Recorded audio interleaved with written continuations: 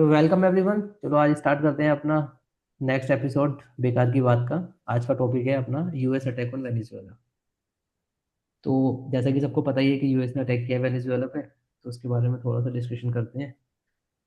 तो और आप बताइए विवेक जी, आपका क्या विचार है इस बारे में, मतलब क्या हुआ है सब कुछ ये। एक्चुअली ये अभी से नहीं हुआ, ये काफी टाइम से मतलब चल रहा था। कुछ वीक्स चले हो चुके हैं इस चीज को कि होने वाला था। डिले हो रहा था, ये पहले से ही प्लान था। और ट्रम्प ने खुल के बोला भी था कि हम लोग ऐसा कुछ करने वाले हैं, वो खुल के था सबके सामने। बट इसका जो मेन रीजन है, होने का मेन रीजन, सब बोल रहे हैं कि ऑयल है, ऑयल है। जबकि इसका हम्म। डायरेक्ट जो रिलेशन है वो है यूक्रेन वॉर से। अच्छा। इतने दिन से इतने दिन से यूएस डेडलाइन दिए जा रहा था अंदर ही हम्म। अंदर रशिया को कि तुम या तो स्टॉप करो, नहीं मैं तुम्हारे जो अलाइंस है उनको एक एक हम्म। करके उनका नंबर लेना स्टार्ट करूंगा। जैसे ईरान का एक हुआ, थोड़े दिन चला वो, हम्म। उस पे करा दिया, वहां उनकी इकोनॉमी बिठा दी। अब यहाँ पे हम्म। वेनेजुएला के साथ तो पूरा लाइक उन्होंने राष्ट्रपति को ही ले गए वो अपने साथ। हम्म। और उसके बाद उसकी वाइफ को भी ले गए हैं। और अब अभी रिसेंटली मैं देख रहा था कि उसका अभी एक बयान भी आया है। वो ऐसे good night happy new year बोल के बोल रहा, जो राष्ट्रपति है उसको कैप्चर किया हुआ उन लोगों ने, उसके हथकड़ी वथकड़ी बांधी हुई है। बट ये है कि इसमें इसकी जो वो है ना पटकथा, वो पहले से लिखी जा रही थी। जैसे अच्छा। अगर आपको याद होगा, कुछ टाइम पहले ही नोबेल प्राइज मिला था जो अपोजिशन पार्टी की जो लीडर है ना। लीडर तो हम्म। नहीं कहूंगा, लीडर तो लाइक कि अपोजिशन पार्टी नेता वो है, मारिया हम्म। करके उनका नाम ना। उनको अभी हम्म। नोबेल प्राइज भी मिला था कुछ टाइम पहले, अगर हाँ आइडिया हाँ। हो तो आपको। नवंबर में शायद कुछ अनाउंस हुआ था, अक्टूबर या नवंबर हम्म। में। तो वो देने का रीजन भी यही था कि उसको लाइमलाइट में लेके आना था। हम्म। तो अच्छा। लाइमलाइट में लेके आए धीरे धीरे करके। और उसके बाद और भी नंबर है, अभी ऐसा नहीं कि यही यही है।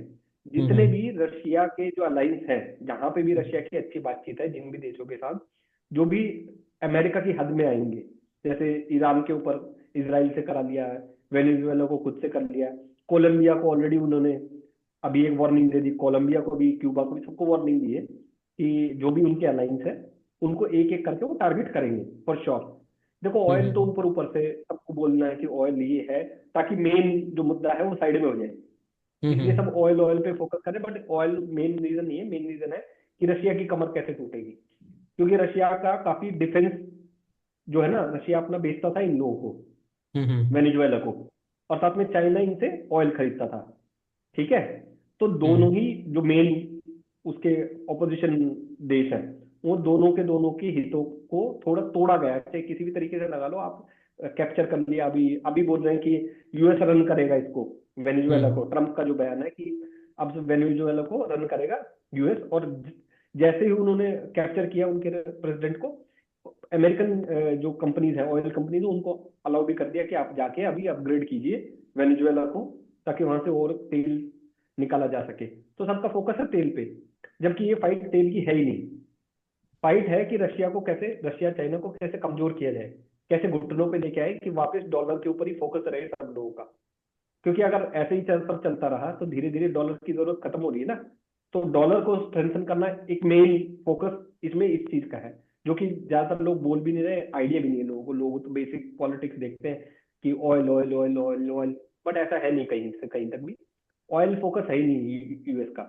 यूएस का फोकस है कि अलाइंस तोड़े जाए जितने ज्यादा से ज्यादा, रशिया को जितना नुकसान पहुंचाया जाए, उसके अलायंस पार्टनर नहीं कम से कम हो जाएंगे, तो उससे सबसे ज्यादा फायदा यूएस को ही होता है। तो मेरा हम्म। टेक तो ये है इस पे। बाकी योगेश जी बताएंगे, योगेश जी की थ्योरी क्या कहती है। बिल्कुल बिल्कुल। या मेरी ना स्क्रीन बंद हो गई है, और मतलब रिकॉर्डिंग तो मेरे ख्याल से चल ही रही है। आ रही है ना आवाज आप सही लोगों सही को? सही सही। हाँ सही सही सही सही चल रही है। ठीक है, ये रिकॉर्डिंग होने परफेक्ट। देते हैं, फिर उसके बाद हम्म दोबारा भेजेंगे। हम्म। ठीक है। हाँ योगेश जी आप बताइए। हम्म मेरा मेरा मानना ये है इस मुद्दे पे कि ये लैटिन अमेरिका में जो अमेरिका का वर्चस्व है उसको कायम रखने के लिए ही ये सारी चीजें हो रही हैं। रशिया, देखिए, रशिया रशिया जरूर रहा है, वेनेजुएला का समर्थक रहा है रशिया और चाइना। लेकिन रशिया की भी मौन स्वीकृति रही है। ठीक है। जैसे यूक्रेन वॉर से इसको जोड़ा जा रहा है, तो यूक्रेन वॉर से पहले भी शायद उतना सपोर्ट नहीं मिला इस कंट्री से रशिया को। तो ये जो जो भी हुआ है, वहाँ के राष्ट्रपति और उनकी धर्मपत्नी उनको जो लोग ले आए, तो उसका यही मतलब है कि रशिया ने भी अपनी मौन स्वीकृति दी। अदरवाइज इतना बड़ा स्टेप अमेरिका लेने से पहले सोचता। अगर उसे ऐसा लगता कि रशिया काउंटर करेगा इस चीज को, तो इसको करने से पहले सोचता। दूसरा, ये सारी चीजें प्लान्ड है। प्लान सब सभी को दिख रहा है, प्लान है। ये CIA बैक्ड चीजें हैं ये सारी। अमेरिका की एजेंसीज ये सब करवाती हैं। क्रमबद्ध तरीके से चीजें हो रही हैं। आज कभी ईरान में हो जाती हैं, कभी बांग्लादेश में हो जाती है, कभी नेपाल में हो जाती हैं। ठीक है। बट इस केस में महत्वपूर्ण चीज ये है कि लैटिन अमेरिका का पार्ट है वेनेजुएला, और वहां पे वर्चस्व की लड़ाई के लिए, बिकॉज वेनेजुएला के जो करंट जो भी राष्ट्रपति थे वो नहीं मानते थे यूएस की किसी चीज को। यूएस से वो हम्म। अलग रहते थे, डॉलर को भी नहीं मानते थे। तो इस वजह से अमेरिका ने ये एक संदेश देने की कोशिश की है कि अगर तुम हमारे साथ नहीं हो तो हम तुमको कहीं पे भी बर्बाद कर सकते हैं। दूसरी चीज अमेरिका के पक्ष में ये है कि जो विपक्ष है उनको अमेरिका यहाँ पे लाना चाहता है। जो विपक्षी नेता है, विपक्षी दल है, ठीक है, उनको लाके अपनी चीजें मनवाना चाहता है कि उसी के अकॉर्डिंग चीजें हों। आर्थिक तौर पे, ठीक है, तेल से भी ज्यादा इस चीज पे ध्यान देने की बात है कि जो लैटिन अमेरिका के जो देश हैं, उसमें वेनेजुएला एक ऐसा देश है जिसके पास सबसे ज्यादा गोल्ड का रिजर्व है। ठीक है। तो इस पे सबका ध्यान नहीं गया है। करीब 1 बिलियन गोल्ड का रिजर्व तो आई थिंक यूके ने ही उनका रोका हुआ है, ह्यूमैनिटेरियन ग्राउंड पे। जबकि ऐसा नहीं होता। मान लीजिए किसी देश में तानाशाही भी है, तो आप उस देश में, जैसे अमेरिका ने पहले वहां पे मेडिकल्स की चीजें, यानी दवाइयां वगैरह, ड्रग वगैरह, कैंसर की, ये रोके। यूके ने उनका 1 बिलियन गोल्ड जो था उसका रिजर्व रोक दिया कि वहां पे तानाशाही चल रही है। तो ऐसा नहीं होता। तानाशाही तो नॉर्थ कोरिया में भी है, बट ऐसा नहीं कि वहां से व्यापार नहीं हो रहा, वहां पे और चीजें नहीं हो रही है। तो बिल्कुल ये बिल्कुल। क्रमबद्ध तरीका था कि लोगों का ध्यान, देखिए लोगों का ध्यान तो ऑयल पे ही जाएगा। ऑयल से हटा के इसमें बहुत सारी चीजें हैं, मिनरल्स भी हैं काफी सारे। हम्म। उन सब चीजों पे भी अमेरिका जो है अपना कब्जा चाहता है, और वो वहां पे ऐसी ही सरकार चाहता है जो उसके मन मुताबिक चले। और ये संदेश भी देना चाहता है कि अगर हमसे कोई टकराएगा, अगर हमारे जो भी नेक्सस है उससे कोई टकराएगा, तो हम उसे नहीं छोड़ेंगे। तो मेरा तो ये मानना है इस पे। लेकिन एट द सेम टाइम ये दुनिया के लिए भी चेतावनी है। दुनिया से मेरा मतलब है पूरी दुनिया से ही है कि इस तरह की चीजों को होने से कहीं ना कहीं बचना चाहिए। इन सब चीजों को नहीं होने देना चाहिए। बिकॉज वेनेजुएला की जो अर्थव्यवस्था है वो मतलब कि उतनी खराब नहीं चल रही थी। वेनेजुएला की अर्थव्यवस्था इतनी खराब नहीं जितनी ईरान की अर्थव्यवस्था खराब है। मतलब आप ये सोचिए कि वहां पे इस तरह का शासन होने के बावजूद भी लोग जो बोलते हैं कि मतलब कि इस तरह का मतलब कि तानाशाही का दौर है। तानाशाही के दौर में भी वो ग्रोथ कर रही है वो वेनेजुएला। तो ऐसा तो नहीं कि वहां पे आम नागरिक या ये सारे लोग परेशान हैं। तो इस चीज ऐसा ऐसा बिल्कुल भी नहीं है। तो अमेरिका को क्या कहते हैं, और मतलब कि कभी भी कोई भी देश जब इस तरह की इंटरफेरेंस करता है तो वो देखता है कि वहाँ की जनता परेशान है, वहाँ की जनता आवाज पुकार रही है बहुत सारे देशों को कि हमारी मदद करो। तो ऐसा कोई सिनेरियो नहीं था। तो अब रिजल्ट्स आपको तानाशाही, कोई देश है जहाँ पे तानाशाही चलती है पर वो ग्रो कर रहा है, वहां पे रिजल्ट्स आ रहे हैं, तो उससे दुनिया को क्या लेना देना, जब वहां के लोग ही खुश हैं उस पर्टिकुलर मतलब प्रशासन से। तो यहाँ पे अमेरिका ने अपनी दादागिरी दिखाई है सीधे सीधे, और यहाँ पे उन्होंने ये बताने की कोशिश करी है कि हम जो है कोई भी लैटिन, स्पेशली लैटिन अमेरिका के देश अगर वही सोचेंगे भी कभी, तो जैसे और भी पास से कंट्रीज हैं, जैसे ब्राजील है। ब्राजील भी आज की डेट में अमेरिका से उतना कनेक्टेड नहीं है जैसा पहले रहता था, है ना। तो हर किसी जो बॉर्डर के देश है उनको एक चेतावनी देने की कोशिश है कि अगर तुम अलग जाओगे हमसे, तो भले ही तुम रशिया, चाइना या किसी के भी करीब हो, हम तुम्हें नहीं छोड़ेंगे नहीं। दूसरा, अमेरिका की तरह वेनेजुएला ने भी, हमारे संबंध तो भारत के संबंध वेनेजुएला के 1969 से है। हमारे नॉन टीएमए एक साइन किया है, मतलब एक एग्रीमेंट साइन किया है, जिसपे कि वो, जैसे भारत का स्टैंड रहता है कि किसी की लड़ाई में नहीं पड़ते हैं, या कोई दो देश लड़ना है तो स्पेन न्यूट्रल स्टैंड रहता है, वैसे ही वेनेजुएला का भी स्टैंड रहा है शुरुआत से। ये स्टैंड उस कंट्री को ज्यादा सूट करता है, जो जो भारत जैसे देश हैं, जो थोड़े शक्तिशाली देश हैं कंपेरेटिवली। बट वेनेजुएला ने अपना ये स्टैंड रखा, जिसकी वजह से ही अमेरिका चाइना उनको उतना सपोर्ट नहीं कर पाए। अगर वो खुल के ही रशिया का या चाइना का समर्थन करता करा है, बट इस तरह से जैसे यूक्रेन वॉर हुआ या कोई और चीज हुई, वहां पे उन्होंने खुल के समर्थन नहीं किया।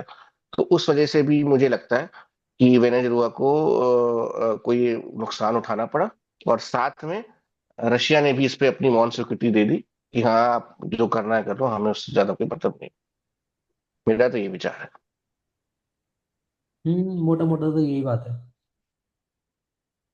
मुझे भी ऐसा ही लगता है, मतलब कुल मिला के तो यूएसए की दादागिरी तो है ही है। ठीक है। अब इसके अंदर यूएसए का टेक क्या है अभी तक, मतलब आप लोग, यूएसए क्या बोल रहा है कि उसने क्यों अटैक किया है? आप लोगों को क्या लगता है, तो क्या बोला ऑफिशियली, क्या बोला डेमोक्रेसी, यूएसए ने?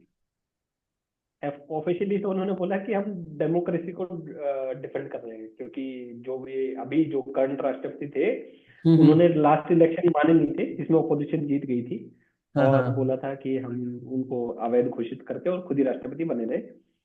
एक टेक भी ठीक है, और मतलब बात ठीक है, जेन्युइन है, ऐसा हुआ है वहां पे कि उन्होंने हम्म जो इलेक्शन में अगर अपोजिशन जीत गई थी, तो जो हम्म राष्ट्रपति थे उन्होंने मानने से इनकार कर दिया और गद्दी छोड़ने से मना कर दिया था। हम्म ऐसा उन्होंने हम्म किया है। ऐसा नहीं कि हम्म वो कोई बहुत बड़ी आदमी है और जिनको पकड़ के ले गए। एक्चुअल में वो एक ड्रग्स का कार्टल है, उसके बॉस है एक तरीके से, लाइक डायरेक्टली नहीं, इनडायरेक्टली, बट वो बॉस है एक कार्टल के, जो ये सब जितने भी ड्रग्स है हानिकारक बड़े हम्म महंगे महंगे वाले, वो यूएस और जो अदर लैटिन अमेरिकन देश है, उन सबको भेजते हैं वो। और उसमें पूरा उनका वो है कि हाँ, मतलब इनडायरेक्टली है ऐसा कि वो करते ही थे ऐसा। तो मतलब कोई संत आदमी तो वो भी नहीं है, बट हाँ ऐसा मतलब। है कि किसी हम्म। दूसरे देश में के बिल्कुल। में जाके अटैक करना तो कहीं से कहीं तक भी ठीक नहीं है। अगर वहां जो भी कुछ हो रहा है वो वहां की जनता तय करे, वो ज्यादा बेटर है। एज ऑफ नाउ तक जो ऑफिशियल यूएस का इंफॉर्मेशन आ रही है वो तो यही है ना, कि इसलिए किया है कि यहाँ से ट्रक आता है बहुत भारी तादाद में यूएस के अंदर। बट वो सच नहीं है, इतना भी नहीं नहीं आता। सच नहीं है, पर हार्डली जो 10% ऑफिशियली के अभी वो, आसपास है। ऑफिशियली जो वो बोल रहे हैं कि हमने क्यों किया है ये, हम्म, उस ड्रग कार्टल को रोकने के लिए किया है। पर मेन तो हम्म, इसके अंदर वही है, सेम वही वाली कंडीशन है ना जो यूएस ने सद्दाम के साथ किया था और गद्दाफी के साथ किया था। वो डील नहीं कर रहे डॉलर में, अपना ट्रेड नहीं कर रहे डॉलर में, तो एक ये भी रीजन है।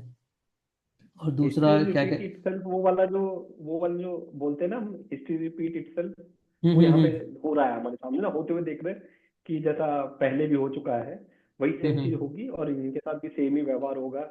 और इनको भी फांसी या जो भी कुछ सजा दी जाएगी वो दे दी जाएगी। और हम्म अमेरिका का तो यही चलता रहा है, वो अपनी सेम कॉन्स्पिरेसी थ्योरी पे हमेशा ही काम करते हैं, कुछ ना कुछ ऐसे ही लाते हैं वो, अपने देश में बता देते हैं, जस्टिफाई कर देते हैं कि हमारे बिल्कुल। ड्रग्स आ रहे हैं या कुछ ऐसा हो हाँ रहा हाँ है हाँ हाँ। जिससे, और बाकी यूएस भी साथ खड़ा हो जाएगा।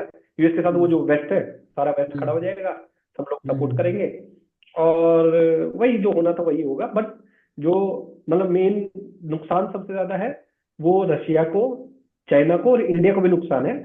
बिल्कुल। लाइक इंडिया के लिए बेटर था कि जो करंट प्रेसिडेंट थे वो रहे। हम हम्म मतलब ऐसे डायरेक्टली नहीं वो कर पाते, बट एक्चुअली उसकी वजह से तेल का जो दाम है ना, वो इंडिया को हम्म सस्ता मिल पा रहा था। लाइक बहुत हम्म ज्यादा नहीं, बट एक सर्टेन नंबर तक ही हम लोग एक्सपोर्ट कर पाते थे, बट उतना भी अगर सस्ते में मिल जाता तो अब वो सस्ता नहीं मिलने वाला है। शॉर्ट टर्म में इंडिया को बहुत बड़ा नुकसान हुआ है। हाँ, बिल्कुल। लॉन्ग टर्म में मैं बोल सकता हूँ कि डेमोक्रेसी आए या जो भी कुछ आएगा उसके बाद, जैसे देश बनेगा या फिर अमेरिका के थ्रू वाया वाया हम लोग को फायदा होगा, ऑयल ऑयल के प्राइस स्टेबल रहेंगे, वो एक सेपरेट पार्ट है। But hmm. इमीडिएट बेसिस पे इंडिया को नुकसान हुआ है इसकी वजह से। भाई यूएस ने काफी सारे, मतलब इसमें अपने निशाने साधे हैं। एक तो मतलब हम्म, बैक एंड पे तो वही है, ऑयल वाला जो सीन है। और दूसरा, मैंने तो ये भी सुना है न्यूज़ में ना, जिस समय मतलब अटैक हुआ ना, उस समय चाइना के ऑफिशियल्स के साथ उससे थोड़ी देर पहले ही मीटिंग हुई थी, निकोलस मादुरो की ना, जो वेनेजुएला के हम्म, प्रेसिडेंट है। हम्म, हम्म, और उसी हम्म, समय अटैक हुआ है। तो मतलब चाइना को भी क्लियर कट यूएस वार्निंग दे रहा है एक तरीके से ना, और रशिया को भी, कि मतलब इनडायरेक्टली मतलब चेताने की कोशिश है, क्योंकि चाइना के साथ बहुत बड़ी डील करता था वेनेजुएला ऑयल की ना। हम्म, अब पूरा यूएस, जैसे ट्रम्प ने बोला कि हम ही कंट्रोल करेंगे, अब मतलब हम चलाएंगे देश। तो मतलब उस सब चीज पे इम्पैक्ट तो पड़ेगा ही। हाँ अब ना, टोटली। सारी कंट्रीज ने क्रिटिसाइज तो किया है, साउथ कोरिया ने भी किया है, रशिया ने भी किया है, यूएस मतलब चाइना ने भी किया है क्रिटिसाइज। पर वही है, क्रिटिसिज्म से होता क्या है, यूएस को तो जो करना है वो करके ही रहेगा एट लास्ट तक ना। हमारे वो वाला है ये सीन, निंदा। हमारे यहाँ हम्म। एक निंदा मामा है ना, मंत्री बना। जी, वो ऐसे निंदा हम्म। कर दी गई है। निंदा हम्म। कर दो, बात कर दूंगी। सोल्यूशन नहीं इंडिया दिया तो आज भी, मतलब कोई कुछ भी नहीं हम कर तो पाएगा इसका। हम तो उसी स्थिति में है कि हम तो ये क्रिटिसाइज भी नहीं कर सकते। मुझे नहीं लगता इंडिया ऑफिशियली बोलेगा कि यूएस ने गलत किया है। वैसे ही ट्रम्प बैंड में जाके रखता है, पता लगा किसी ने बोल दिया। 20-25% टैरिफ एक्स्ट्रा हो गया, हाँ। बोलते हैं। तो कुल मिला के भाई ताकतवर है यूएस, दादागिरी है। मान लो अगर वहां पे डेमोक्रेसी है भी नहीं तो वहां के लोग देखेंगे ना भाई। हम्म, हाँ। अब जैसे जिसको मारिया को वो नोबेल पीस प्राइज मिला था, उसने बीच में एक बार बोला था, क्या कहते हैं कि यूएस को यहाँ पे डेमोक्रेसी नहीं है, यूएस को हस्तक्षेप करना चाहिए। अब कर दिया हस्तक्षेप हम्म, यूएस ने। अब मतलब हाँ। ऐसे भी थोड़ी ना होता है हस्तक्षेप के तुम दूसरी कंट्री पर अटैक ही कर दो, वहां के प्रेसिडेंट को मतलब कैद करके ले आओ और न्यूयॉर्क में तुम मुकदमा कर दो उस पर। ऐसे ही हो गया ना कि मान लो पाकिस्तान के उसको प्रेसिडेंट को हम उसके लिए केस कर दें दिल्ली की किसी उसमें थाने में, और उसको पकड़ के ले आए यहाँ पे। यहाँ कि मुकदमा हम चलाए। चलाएंगे। हाँ। वो कुल मिला के अनएथिकल तो है ही। और पर वही है भाई, यूएस से बोलेगा कौन, सब और दूर दूर इसमें से एक पॉइंट क्रिटिसाइज और ही कर रखना सकते चाहूंगा मैं। हैं। हम्म। एक चीज ये भी है कि जैसे उसने बोल दिया कि आप हस्तक्षेप करो, और ट्रंप ने कर दिया, तो जो हम हाँ। जहां उन्होंने पहले हस्तक्षेप किया है, जिन हम्म। देशों में भी, वहां की हम्म। स्थिति आज क्या है? वहां है बिल्कुल क्या कोई बिल्कुल। डेमोक्रेसी? कुछ को नहीं है। कुछ तो मतलब इतना तो डिफरेंस आया हो। इराक के हाल आज हम्म। भी वही है जो उस टाइम पे थे। इराक कुछ अच्छा तो हुआ नहीं। बिल्कुल उससे बेटर तो बिल्कुल बर्बाद ही है। हाँ, उससे बेटर तो ईरान ही है। कम से कम ईरान हम्म। का जब शाह को निकाल दिया उन्होंने, जो अमेरिका बैक्ड था, और जो ये वाला हम्म। आ गया, जो अभी है, ये सब लोग आ गए, एटलीस्ट कुछ ना कुछ ईरान में अच्छा ही हुआ, बुरा तो नहीं हुआ। अगर यूएस यूएस का बंदा बैठा रहता है, अगर यूएस बैक्ड कोई गवर्नमेंट बैठी रहती है, वहां तो कुछ भी नहीं हम्म। होने देते। हम्म। किसी भी तरीके हम्म। की कोई डेवलपमेंट नहीं होगी ना, वो कहीं उन्होंने, बस वो पैसे आएंगे, वो पैसे वो लोग अपनी जेब में डाल देंगे। जैसे जेलेंस्की के बारे में बोला जाता है, बहुत ज्यादा हम्म। पैसा तो जेलेंस्की अपनी जेब में ले गया, कुछ भी नहीं, यूक्रेन के लिए तो कुछ किया ही नहीं। बिल्कुल बिल्कुल। तो ज्यादातर जगह जहां पिट्ठू बैठे होंगे वहां तो कुछ फायदा होता नहीं है। अच्छा, इस चीज को यहीं ले आओ, इंडिया में ही। जहां हम्म। पे भी ऐसा सीएम बैठा हुआ है, जहां हम्म। जो खुद कुछ नहीं है, मतलब हम्म। बस किसी ने बिठा दिया है, वो क्या कर पाता? कुछ भी नहीं कर पाता। कुछ नहीं। जब कोई कांड हो जाता है, जब उसके नाम पर ठीकरा फोड़ देते हैं, फिर उसको हटा देते हैं, फिर एक नया पिट्ठू ले आते हैं। तो सेम ही है इंटरनेशनल लेवल पे भी। अगर हम्म। यूएस बैंक्ड कोई भी गवर्नमेंट कहीं पे भी है, तो वो सिर्फ और सिर्फ पैसे बैठे रहेंगे और पैसे खाते रहेंगे, काम कुछ भी नहीं होगा कंट्री में। तो जब डेवलपमेंट होनी नहीं है, फिर यूएस का हस्तक्षेप होकर कुछ भी नहीं होगा। यूएस क्या करेगा? अभी ऑयल कंपनी अपनी बिठा देगा वहां पे, सैंक्शन हम्म। और ये सब कुछ हटा के, और अपना सब कुछ, अपना अपना डॉलर वॉलर सब जगह चलेगा, सब कुछ डॉलर में ही होगा, ऑटोमेटिक डॉलर स्ट्रांग हो जाएगा। फायदा किसको हुआ? यूएस को हुआ। वेनेजुएला को तो मुझे नहीं लगता नहीं। इवन इसके बारे में तो ये बोलते हैं, जो करंट राष्ट्रपति जिनको अभी यूएस ने पकड़ा है, इनके बारे में तो ये बोलते हैं, इन्होंने तो बहुत अच्छे, मतलब जैसे हमारे यहाँ पीएम ये वाले घर योजना है, वैसी सेम है वहां पे। अच्छा।